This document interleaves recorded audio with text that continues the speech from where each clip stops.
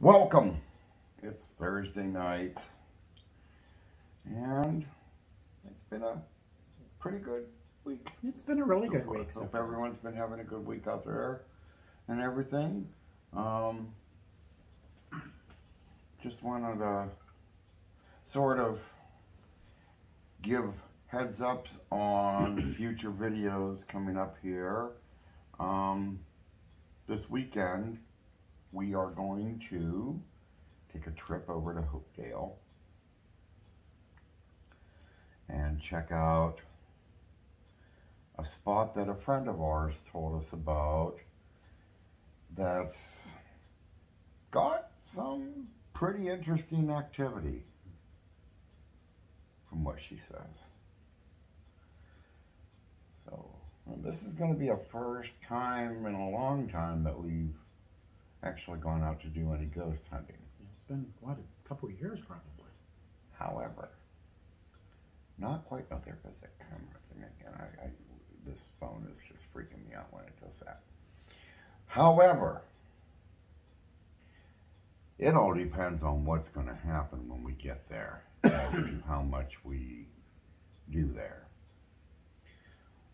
We've talked about a spot that we did, God, many years back when I first moved here to Ohio with you, where you, me, and 3 of our friends went out to this cemetery at nighttime and pretty much had our asses chased out of there right away. Yeah. And this cemetery pretty much has some of the same factors as Bowman's does. I mean, not much history we can find on it. I mean, we've looked online, you can find a web page about it, but nothing that really tells you any of the ghost legends and lores. So it's just mainly a lot of what Michelle remembers from her childhood that she told us about. It involves, there's a lot of devil worship that went on out there in that spot. Which already, because like I said, I mean, we got chased out of Bowman's by I've always wondered if that was what was going on out of Bowman's. I mean, I don't really know for sure. But I know when I was growing up, the occult was really heavy in that 80s time. And, you know, devil worship was a fad or whatever. And yeah. We've seen stuff in the woods when we've hiked. You know, pentagrams carved into trees and whatnot. I know the people used to take Ouija boards out there and do whatever. So who knows what's lurking in that cemetery out there. Yeah. I will never go in it again. It terrified me. I mean, when it literally starts off the conversation with go, run, and then as you proceed to converse with it and ask it questions, it said shut up. Yeah, that was the end of it for me. I took off running out of the woods. I was done. No. When they interact with you like that, that's it. I'm done. So that experience actually was featured on Dave Schrader's podcast. Yeah. Out of the Darkness, Into the Darkness. I don't remember what the name of the podcast was. If you know, comment. Yeah, leave a comment down below. But it was featured on there. Denny had sent it in, and he discussed it on his podcast. So we had turned it into OPIT and other places, and Terry contacted other places to come investigate it, and nobody ever has. Nobody won. Nobody will. Because it's a real deal. It's not this fake crap you see on TV. That was a real deal. Don't come after us. But yeah, some interesting stuff. The way Michelle describes the cemetery, some interesting stuff goes on there. It's just that whole thing. And I know, like you said, I feel the same way. If we get there and there is even the slightest feeling in the air that if I feel what I felt at one of the nursing homes I worked at in Pennsylvania, or when you took me to that crypt in Wellsville that's on the side of the hill, Mm-hmm. and asked me if I wanted to step inside and take a look around, and I told you no, because I could tell there was something in there. Yeah, if I even get that feeling as the car's pulling in there, we are turning and going. We are turning and going. I mean, I'm sorry. I fully believe in respecting the dead when you do something like this. I totally do believe that at times if any devil worship stuff has gone on or anything like that, that it was either done with intention to bring something and keep it here, or like you said with the Ouija boards out at Bowman's, sometimes people just, oh, this is fun, let's do this, and then they forget to close the door. Yeah. So that thing is stuck here. If there is even the slightest indication of anything like that out there, when we pull in, yeah, I'm not playing that game. Nope, we will take what pictures we can as we're driving past, and we will come home and we will make a video of what pictures we took and why. No. But if we do get to walk around, I would like to do some EVP possibly there, because and if you live around Hopedale, and maybe you know the cemetery I'm saying, I'm not going to bring up the name until we do the video, but there's 3 tall pillar stones that were chained together.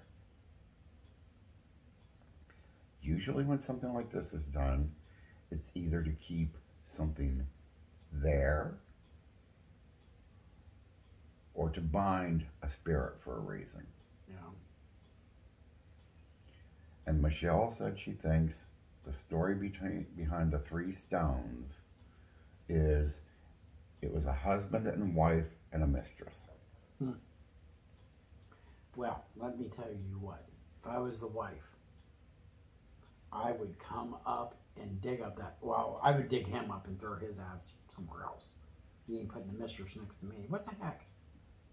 That'd irritate me. And I don't know what the chains, I mean, we're The supposed chains, to I do. want to say, because that happens a lot around where my dad, Highlandtown, that was a Scottish settlement. It was a Scottish custom to put chains around it. I want to say that it's to keep the spirits there. Well, supposedly now the chains are gone. That's not good. Which Could be. leads us to the witch's grave out in Salineville, the warlock grave out around Dover, where, oh, that's just a bunch of baloney. Let's cut this chain down. That's a bunch of, yeah, no, it's not. Well, it could be time in the elements too. Nothing lasts forever. If something was put there for, in 1855, it could rust, decay, or whatever by now. But, so anyhow, that's part of our plans this weekend. And there's a couple of other places we're going to check out that Michelle told us about. One of which is just right down from Ice Cream Island. So we get milkshakes and possibly run into a spirit or two.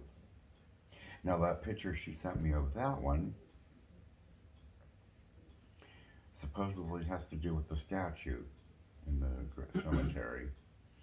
But when she took a picture of it, which again, no, we're not going to go at night. But she got a picture of a face. Yeah, you showed me that. By the statue. That was weird. Mm-hmm. That was weird. Used to get that out there at, I never did, but I've seen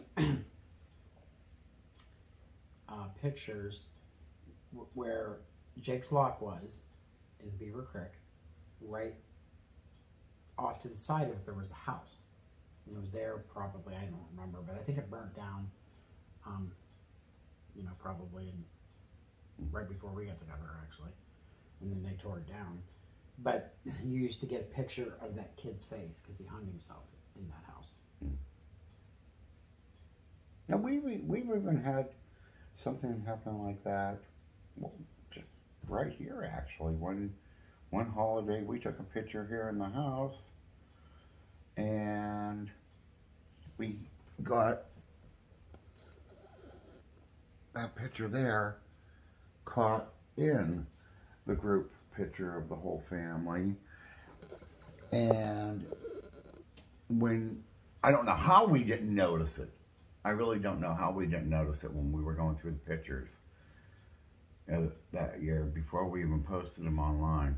But in that picture, you can see what looks like a woman in period clothing in the corner of it. Yeah. Makes you wonder, like, what was his neighborhood? Yeah. So, but we got some plans for that. Now, just because we're going to be possibly shooting that video this weekend, doesn't mean it's going to go up this weekend. If we do get to walk through that cemetery, we're going to have to do some listening to our EVPs and looking over the pictures real good. So anything we do find or come across, we can and will share with you on the video, which would then come out the week after that. Yeah. I gotta find my stuff. I think it's over here in this I shelf. got all mine on the phone. I do it on that. I usually do. Stuff. Now, dessert. Dessert tonight. I'm going to make funnel cakes. We got a funnel cake mix from one of our little road trips. And Pitcher. yeah, with the little pitcher, and I've got the oil already sitting out there in the kitchen. All I got to do is go out and turn it on. But and you bought some caramel ice cream. Yep. So we're gonna have funnel cakes for dessert tonight. Yesterday was a rough day at work, so I stopped and got a pint of ice cream on the way home. Yeah. So we're gonna do that, and you got to be Butters today. I did. You did. Got to go to Bennigan's. So For the first time. for the first time. I've lived here my whole life. You know, he's lived here 5 years, but you went there a couple of years ago with work. Yeah. So I don't know how long it's been there. Don't know. It's nice though. The food was good. It's too much food. Huge Cool. portions. I mean, you got a chicken salad, and that thing was huge. And I felt wasteful because it's lunch. I'm older. I'm sedentary in my job, so I don't eat like I used to. So I ate probably about a fourth of it, maybe. And then I had an appointment to go to, and he went with me. And so I brought it home, but it was soggy. So, because you know, salad, once you put your dressing on it and stuff, it just like liquefies. So it just wasn't good to eat later. So No. I hate throwing it away, but it was good. It was Yeah. really good. Yeah. See, that's why I always stick to the tried and true burger. Well, I'm trying to not. I've gained so much weight since I left retail and went into sales. Because I'm just basically just talking for a living. So I mean, I'm really trying to eat a little bit better because I bought a bunch of new clothes before I started this job. Now I can't fit in any of them, so I gotta, you know, slim down a little bit. And yet here we're gonna go to Ice Cream Island one of these weekends. I don't have to get a big milkshake. I know. Gotta get the big milkshake no, if you go there. it's too big. Gotta get the big It's too big, and the last time we got it, I had a stomach ache. I mean, like, it comes in a glass mason jar. 32 ounce. And then they, like, lay a piece of cake across the top. Only if you order the cake. Whatever you order. Otherwise, you get a Buckeye or chocolate chip cookies on it. I ordered, like, a banana split. Was that what I ordered? Yeah, you had the big banana with the fruit and the skewers. You got, like, whole strawberries and big pieces of banana laid across it. I mean, they are good. Oh my God. And then I think we had eaten before we went there, didn't we? Because we was out running. Because I don't think we really realized how big they were going to be. Oh, we realized how big they were going to be. Like Because I'd seen one before. I mean, in a picture doesn't do it justice. It really doesn't. But it was like, we were out running that day. Was that also the day we first went to try bees? Maybe. Yeah, so we went there with coffee. I want to say we ate because Dad was still living. We went and seen him in the skilled facility. And I want to say we ate something. And then we went to Caddis and went there. Maybe because we were using the excuse of having ice cream for dessert. I don't know. Either way, we got ice cream. And we're going to get it again. I'm just going to stick to it someday. And we're going to get a break from the boats for a while. Because nothing's coming up right now. I know you said you've seen online the American Duchess is coming up at some point this month. She'll be in Marriott on the 28th. So probably... Okay, well, you might want to double check that. Because according to... Stick with me in this conversation because we really may need your help on this. But according to Cruise Mapper, she's done with her little runs. It's like the itinerary either got chopped or whatever, but it just ends with August for her. That's it. Oh, it could be. And there's no scrolling or looking past it, which... Is that the one that was being towed? No, that was the Countess. Okay. So, I mean, it's possible. It's possible those cruises are probably laid out at the beginning of the season. If not enough people bought tickets that late in the season, they may not run it. It's possible. We've seen that last year. But if anybody out there knows of a better ship tracking app, please comment down below down there.